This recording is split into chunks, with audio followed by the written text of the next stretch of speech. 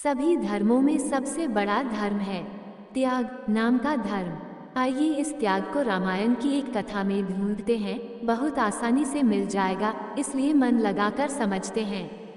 रामायण का एक छोटा सा वृतांत है। माता कौशल्या जी को एक रात आधी रात को महल की छत पर किसी के चलने की आहट सुनाई दी।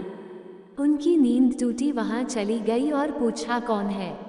मालूम पड़ा श्रुतकीर्ति जी। माता कौशल्या जी को बहुत आश्चर्य हुआ। उनकी सबसे छोटी बहू चतुर्थ शत्रुघ्न की पत्नी को नीचे बुलाया। श्रुतकीर्ति जी आई, चरणों में प्रणाम किया।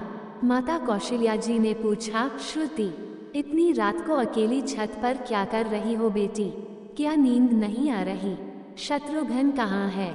श्रुतिकीर्ति की आंखें भर आई, रुधे गले से बोली, माँ उन्हें तो देखे हुए 13 वर्ष हो गए। क्या? माता कौशल्या स्तब्ध हो गई। आवाज लगाई, सेवक दौड़े। आधी रात ही पालकी तैयार हुई शत्रुघ्न जी की खोज में। माँ चली, शत्रुघ्न जी मिले। नगर दरवाजे के बाहर भरत जी नंदीग्राम में तपस्वी होकर रह रहे थे। उसी दरवाजे के भीतर एक पत्थर की सेज पर लेटे मिले। माँ ने बालों को हाथ लगाया तो शत्रुघ्न जी ने आंखें खोली। माँ उठे, चरण वंदना कर बोले, माँ आपने क्यों कष्ट किया? मुझे बुलवा लिया होता। माँ ने कहा, शत्रुघ्न यहाँ क्यों है? शत्रुघ्न जी की रोते हुए बोले, माँ भैया राम पिताजी की आज्ञा से वन चले गए, भैया लक्ष्मण उनके पीछे चले गए, भैया भरत जी भी नंदीग्राम में हैं। तब क्या ये महल, ये रथ, ये राजसी वस्त्र विधाता ने मेरे ही लिए बनाए हैं? माता कौशल्या निरुत्तर रह गईं।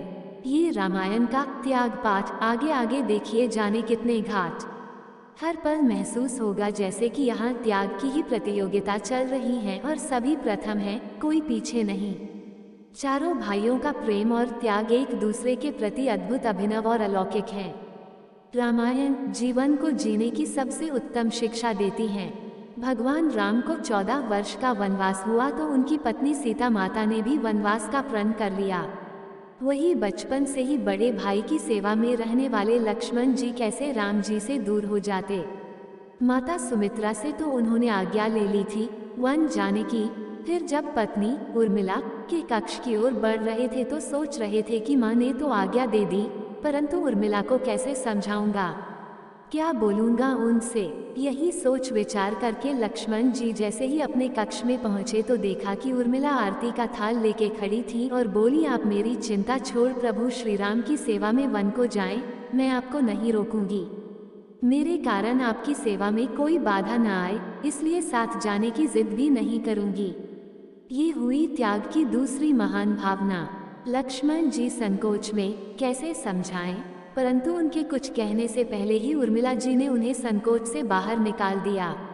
पत्नी का धर्म भी यही है। पति संकोच में पड़े उससे पहले ही पत्नी उसके मन की बात जानकर उसे संकोच से बाहर कर दे। लक्ष्मण जी चले गए, परंतु 14 वर्ष तक उर्मिला ने कठोर तप किया। वन में श्री राम व माता सीता की सेवा में लक्ष्मण जी कभी सोए नहीं और यहाँ उर्मिला ने अपने महलों के द्वार कभी बंद नहीं किए। सारी रात जाग जाग कर दीपक जलाए रखी। जब मेघनाथ से युद्ध करते हुए जब लक्ष्मण जी को शक्ति लगी और हनुमान जी उनके लिए संजीवनी का पर्वत लेके लौट रहे होते हैं, तो बीच में अयोध्या के ऊपर से गुजर रहे थे तो भरत जी उन्हें राक्षस समझकर बाण मारते हैं और हनुमान जी गिर जाते हैं। तब हनुमान जी की सारी बातें सुन कि सीता जी को रावण हर ले गया, लक्ष्मण जी युद्ध में मूर्छित हो गए हैं। ये सुन माते कौशल्या कहती हैं कि राम को कहना कि लक्ष्मण के बिना अयोध्या में पैर भी ना रखें, राम वन में ही रहें। और त्याग की मूर्ति माता सुमित्रा कहती हैं कि राम से कहना कि कोई बात नहीं, अभी शत्रुघ्न को भेज दूंगी, मेरे दोनों पुत्र राम सेवा के लिए ही तो जन्मे हैं। माताओं का प्रेम त्याग देखकर हनुमान जी की आंखों से अश्रुधारा बह रही थी। पर जब उन्होंने उर्मिला जी को देखा तो सोचने लगे कि यह क्यों एकदम शांत और प्रसन्न है।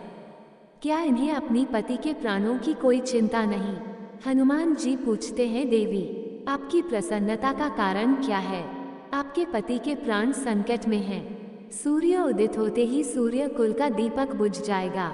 उर्मिला जी का उत्तर सुन कोई भी प्राणी उनकी वंदना किए बिना नहीं रह पाएगा। उर्मिला बोली, मेरा दीपक संकट में नहीं है, वो बुझ ही नहीं सकता।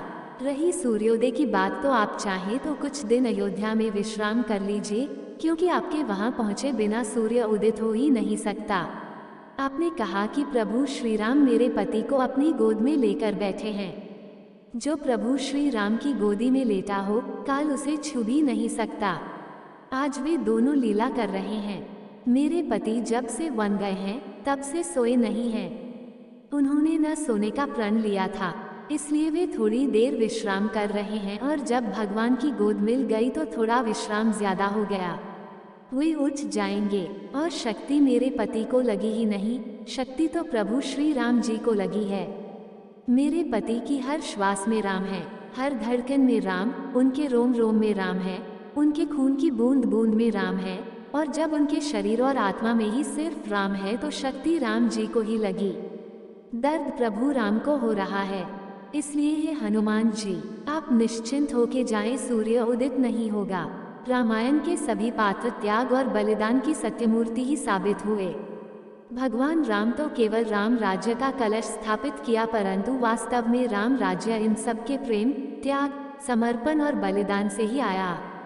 जिस मनुष्य में प्रेम, त्याग, समर्पण की भावना हो, उस मनुष्य में राम ही बसते हैं।